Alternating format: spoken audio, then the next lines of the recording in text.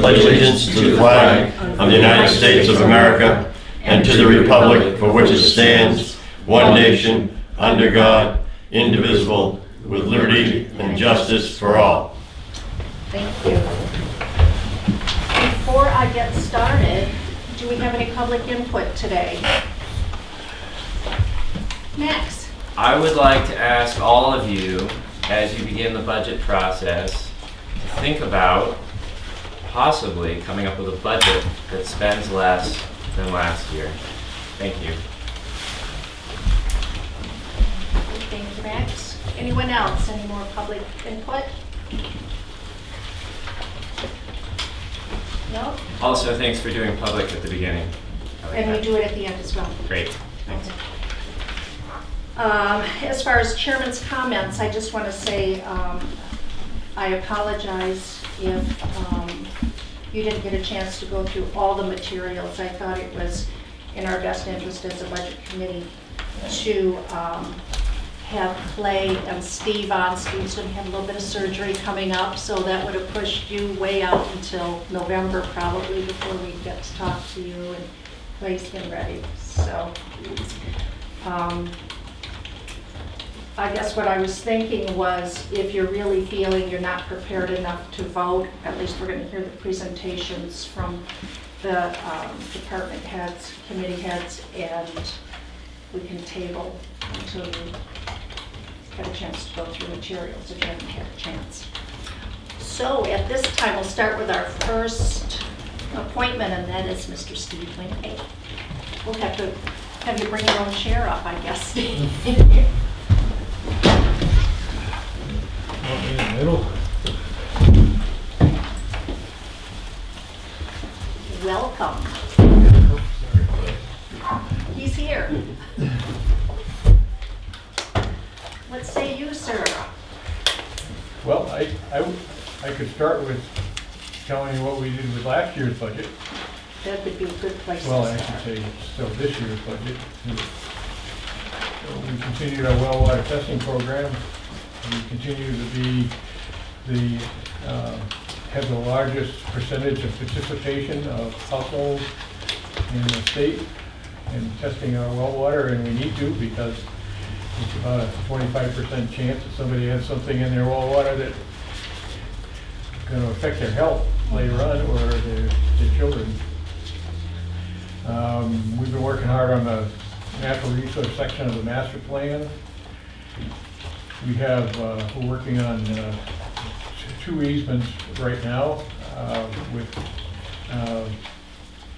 2 landowners who are donating conservation easements for their land, and we're also talking to 2 other landowners who are considering donations. We continue to work on the Great Meadow project, and we're negotiating for 2 properties there from people who don't want an easement, but they're interested in selling. And they're very high priority pieces for making that a good unit. We participate with the Wolfboro-Tuftonboro Land Bank, attending all of their meetings and participate in their activities. We finance the Lay Lakes monitoring program, and many of our conservation commissioners are also Lay Lake volunteers. That means they go out at least once a month and one of our lakes and take water samples and turn them in. We obtained grant funding for $65,000 for a watershed plan, and then the town voted to put in a $15,000 match last year. That's now in the final stages of getting here. Probably the Governor's Council, that's the last approval it needs, and then we're likely to kick that off in January. And one of the first activities is to arrange a committee that provides oversight to the process. We participate in the Mirror Lake Watershed Committee, and we provide on-site inspections for DES permits, wetlands permits. These are primarily docks or perch beaches, those kind of things. We don't actually determine anything, we just look at the permit and ensure that everything is presented accurately. And then DES actually decides whether to approve it or not. We continue to monitor the Wolfboro Rapid Infiltration Basin that is leaking effluent into a 19-mile brook. And they have a new plan to mitigate that, so we've been monitoring that. We've worked with Parks and Recs on trail maintenance as well as some ideas for the town beach. And we did a major activity at Old Home Days to get kids involved in thinking about conservation, and a lot of adults participated too. It looked like it was pretty successful, and we also, if anybody's looked at the interactive map program on the Conservation Commission website, that's something we continue to work on and try to improve. That's pretty much the list of stuff we did last year. You've been busy. Yeah. And looking ahead to next year, I know I had a couple of questions. Does anybody else want to jump in before I talk? I was noticing the $2,000 jump in acquisitions and monitoring, and that's for Mr. Poole, correct? For Yeah, grant Mr. writing? Yeah.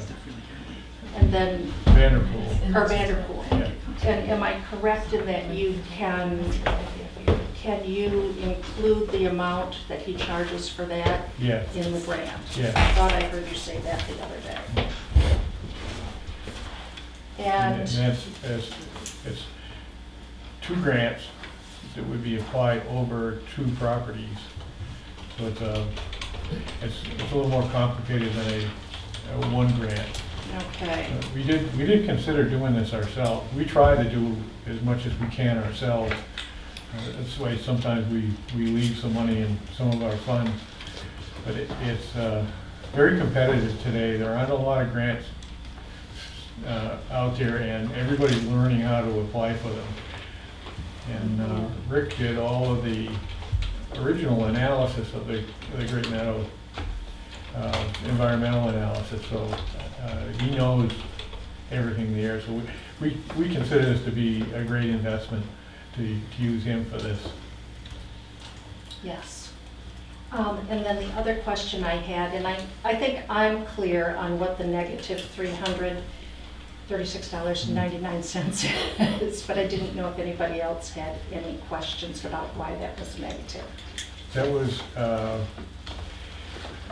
some work Rick Vanderpool did for us last year, which was actually coming to our meeting and laying out what the different grant opportunities were and what he could do for us. And also he did a range of estimating for a range of different types of work.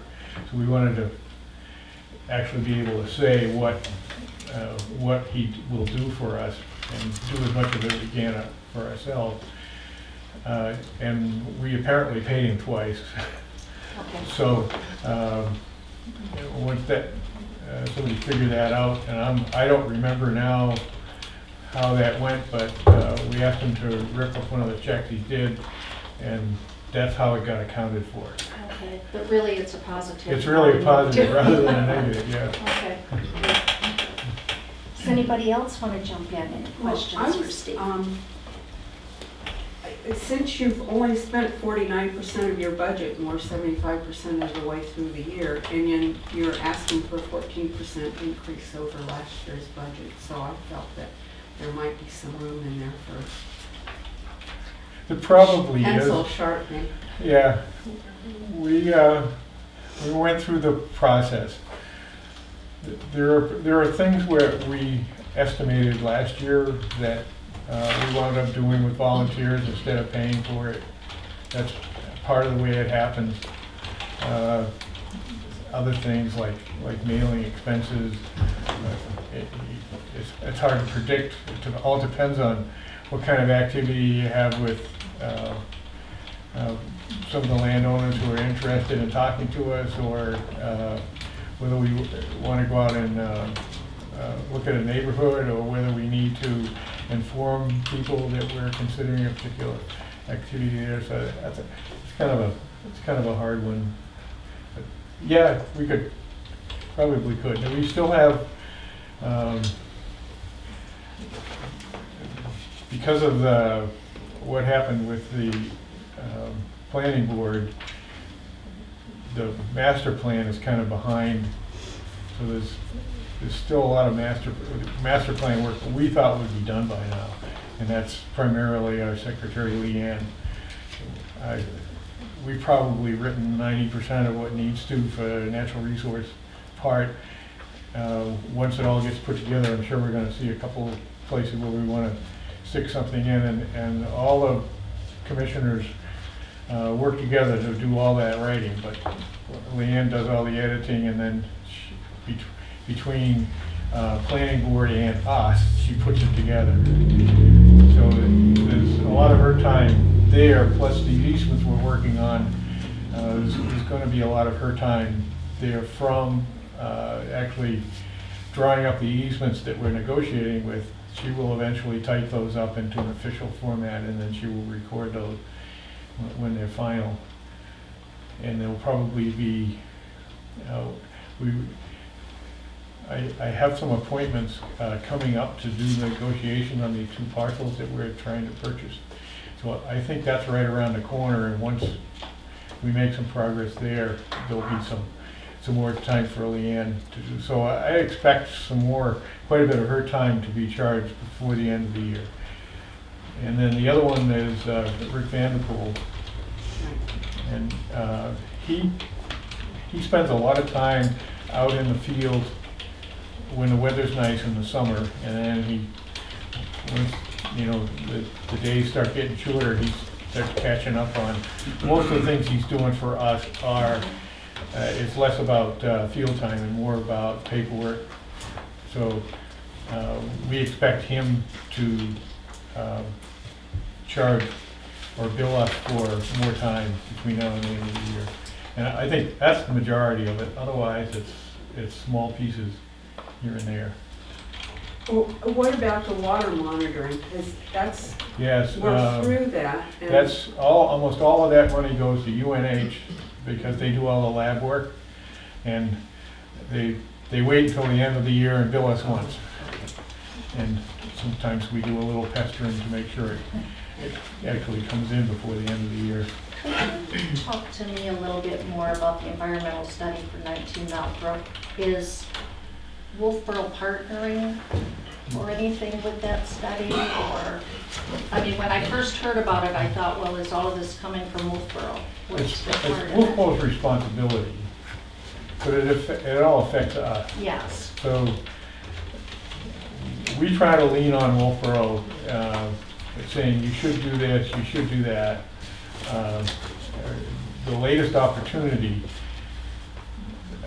their permit does not require them to test for things like pharmaceuticals, things like personal care products. We're putting a lot of pollution into our sewage stream today from some of these products we buy and use, that they've never been tested to see what happens once you flush a lot of it out and it gets in the water system, and then in our case it winds up in our lake, which is kind of the base of our economy. So it's something we're concerned about. There have been some studies, and indeed some of these products are harmful to water quality.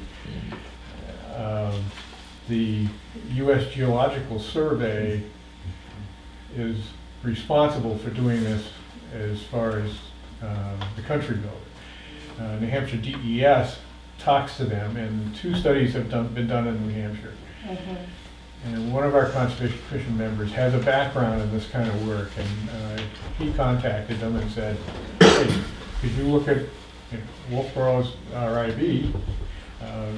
And they said, possibly, we can apply for a grant to do that through our own agency.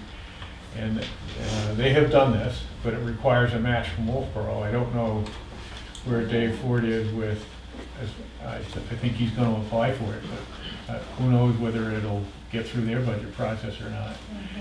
If that goes, we will probably try to establish a testing location of our own on 19 Mill Brook before it gets into the wetland backwater there. So we can actually see what's coming downstream. Is it something UNH helps with, or? They can't do the pharmaceuticals and personal care items, that kind of thing. We would establish that one to monitor phosphorus and nitrates. We have no ability to pressure Wolfboro in terms of doing appropriate testing when they're dumping it into down our brook. Our ability is through talking to DES, who approves or disapproves of their permit applications.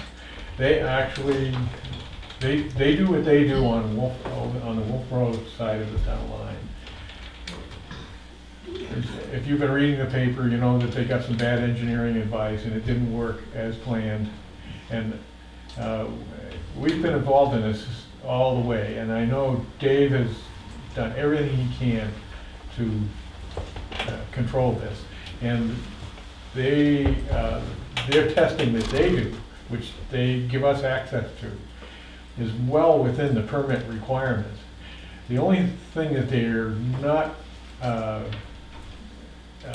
the requirement they don't make is the permit says they put it in the soil, and then it's filtered by the soil and then enters the stream naturally through the soil. Well, there are places where it's broken out of the hillside and then it kind of runs as a stream, and then it enters 19 Mile Brook. Well, that violates the permit. So DES has given them some time, both because of the lawsuit and because of the need to come up with a new plan to try to solve this. And this is my opinion. I think DES would like to see this kind of sewage treatment be successful, because there's a lot of communities around the state that this is the only way they can do it, and not actually put it into a stream, is to get it, to somehow put it in the ground. And small communities like Wolfboro, there's only so much they can do is in sewage treatment. Larger communities can do a little more, can go after some of those. There are a few pharmaceuticals they can treat for, and there are some of the personal care items they can treat for. But and they can do a lot more with phosphorus and nitrates. But Wolfboro is already doing that. They're already meet that. The one thing that they don't need is it breaks out of the hillside and goes into the stream. So they came up with a new plan to collect all of that as it comes out of the hillside, and then they're going to redirect it and put it in the soil in another location, and then they're going to test to make sure it's still getting filtered by the soil. So we're monitoring that. Okay, so that's what this $400 would go for, to somehow monitor that, or? The $400 would be if we establish a site lower on 19 Mile Brook where we can collect our own data. And some of that is, wetlands do a lot of mitigation for the things that we put in water. And we have a lot of wetlands, different sections of 19 Mile Brook. And then we have the town beach, which would raise concern. You know, you have the water's coming out here and the town beach is right there. And that's where we send our kids to swim in. And who doesn't get a gulp of water when you're having fun? Yeah. So we want to know what the actual effect is at that location. But we have to get a volunteer, and we'd like to see. I think we can get a volunteer. We'd like to see what happens with this pharmaceuticals, personal care item thing, because it might be possible that we can take a sample there and turn it over to them for analysis. So we're kind of waiting to see that before we jump into that. But and it's also, wasn't in our budget for this year, so it'd be something we'd start next spring if we do it. Okay. Thank you for explaining that to me. Anything else from the committee? Sure, I have a question. Acquisitions and monitoring, so you're raising it from 3,000 to 5,000. But you say that you have some contract services with Rick, but they're already in process. Do you think you're gonna be able to spend, because there's only 920 now, and in the past, I don't think we've ever spent anything really. It's been zeros. So do you think we'll spend the 3,000 this year to finish that stuff? Do we need the 5,000? Is that to do more next year, or is that to do the same stuff? We put the two things together when we made the request. So some of what Rick would be doing this fall leads into it. It's not actually going through the application process, it's collecting some of the data. Another thing Rick suggested that sounds good to us is we can become more competitive if we have some of the landowners, some of the surrounding landowners participating, say with a conservation easement. And Rick has been talking to some of those landowners for years to do the various studies that we've had him do in the Great Meadow area. So he feels confident that he can bring some of those people around when we haven't been able to. We've tried to get in a couple of those doors and it's been tough. So you think we'll need a total of 8,000 to do all that? Because three this year and Well, 5 remains next. this year, and yes, what we're asking for next year. I mean, it's not entirely Vic Vanderpool, but it's the majority of it. Are there some legal fees in regards Yeah, to there transferring are property other and that things. kind of thing rolled into that, I think? Okay. Well, And we don't see, I know I'm sensitive to increasing the budget too. We don't see this as next year we'd be back saying, and how about another 2,000? Yeah. This is a one-time thing that we've estimated. I don't know of any other purchase opportunities in the Great Meadow coming up. We've known about the two we're working on now for a couple of years actually, so I see us going back down in that area unless a new opportunity pops up. We have, right now, we're talking to a landowner who has 94 acres who feels he can't donate an easement, but he'd like to sell us an easement. It's a desirable place to have an easement. It could be possibly we'd come and ask to finance I see. something there, but Mhm. right now I don't see anything. So the increase in that line, the way you're viewing it right now, though, it's up $2,000, and this is a one-time deal for these two properties. Yeah. You're not going to keep adding on to that number. Unless some other great opportunity comes up, I see it going down. Mhm. But you said those are in process though, right? Those the contracts for those easements, you're Okay, in that so, process yeah, now. the way this works is, in order to apply for grant funding to pay for a purchase of property, we have to have a purchase agreement with those landowners. We have to prove that we actually have an opportunity to spend this grant money on what we say we want to do. So that's the first step, is to get that purchase agreement negotiated, and that's got to allow for enough time to apply for these grants and wait for an answer. And the grant periods start in May and June, I believe, if my memory is correct. And we would find out whether we actually get funds and I believe like end of August, end of July, early August, or in September period for the two grant sources we're going after.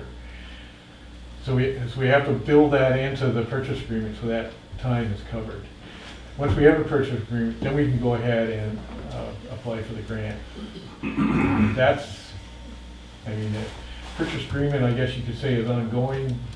We haven't applied for any grants, we just anticipate applying for grants, which would primarily occur next year. Where does the grant funding show up in terms of its income? When the grant comes in and its distribution, where does that show up in our, and how does that offset up the I expenses? believe it would go into the conservation fund, which you don't see here. The conservation fund is a different, Is that detailed in terms of the actual income from these kinds of expenditures that, when grants are received? I just wonder if there's a balance, or do we know, if we're spending the dollars up front, are we getting those dollars back and then some, or are we just, or is it costing us money, or? we anticipated covering the cost and actually covering Rick Vanderpool's costs.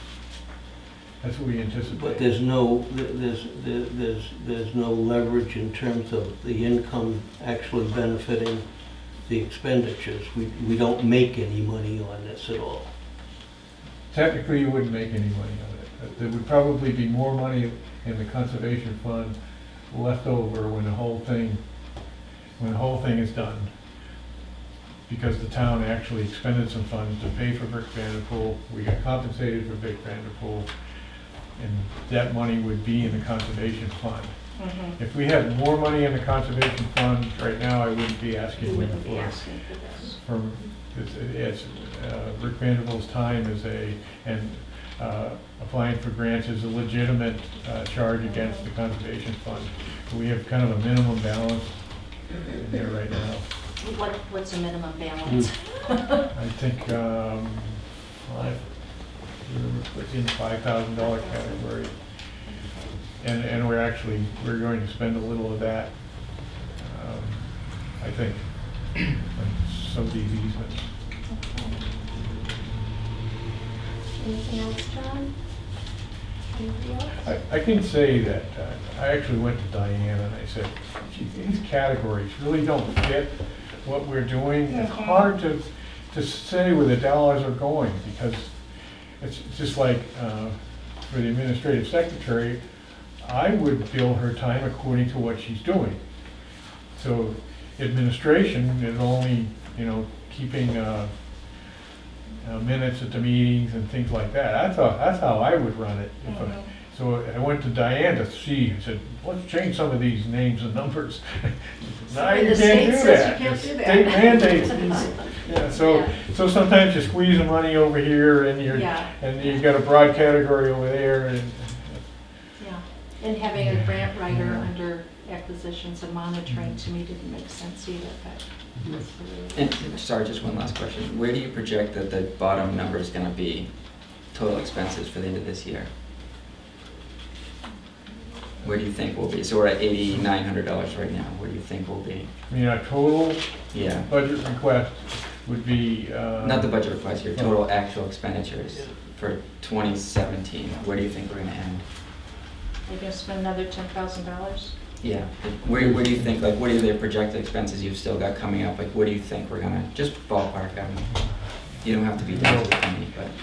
If you look at our track record, we probably won't spend everything. That's the honest answer.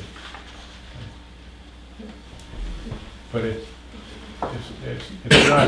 not padded. Add an extra 5% contingency just in case. It's not that kind of a budget. We did try to add up everything we thought we might have to spend money on. But we're not gonna try to spend every dime that we're authorized to spend. We're only gonna spend what we really think we have to. Could you cut a little bit in publications and conferences? We've spent $595. By now, do you have another? Yes, we have the New Hampshire Association of Conservation Commission annual meeting that's coming up in November. And that'll probably finish out that account. Are you saying that because of state regulations, you cannot come up with detailed accounting in terms I'm of, just saying it's difficult. It's difficult to do the math sometimes with the categories you have to work with. we're still spending $20,000.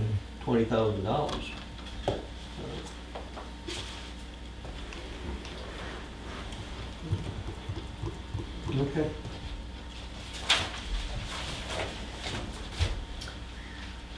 Anything else for Mr. Wingate? God. I'd make the motion that we table any vote on this particular budget and any budget that includes salaries until we've had a chance to review the personnel administration budget and most likely approve it. Can you tell me, this doesn't include any benefits though? That's true. However, it includes the salary, which is part of the personnel administration budget. Which has already been, I've not seen it. I've not voted on it. Haven't discussed it. I've done nothing with it. One of the questions I had, you won't find her in the administrative budget Okay. because she's individual to each of these different boards, Would this which be, I'm not certain is the most efficient way to handle Mhm. this particular person. So would this be similar to the line item for the road agent's stipend, I'll call it, which is not a salary? Probably more like the planning board's Okay. administrative assistant. I'll withdraw that motion. oh, okay, Thank you, Chip. Yep, thank you. good thought. And it's gonna be, it's not, we haven't stopped asking questions about this particular line item, no, at the selectmen, so. And I think that's a good thing to bring up, Chip, because anything we would vote on tonight, if we choose to vote on this budget, we can revisit. Sure. We're gonna be revisiting probably right up until public hearing on this. So, do I have a motion to approve this budget as it stands? So moved. Okay, do I have a second? I'll second it. All in favor?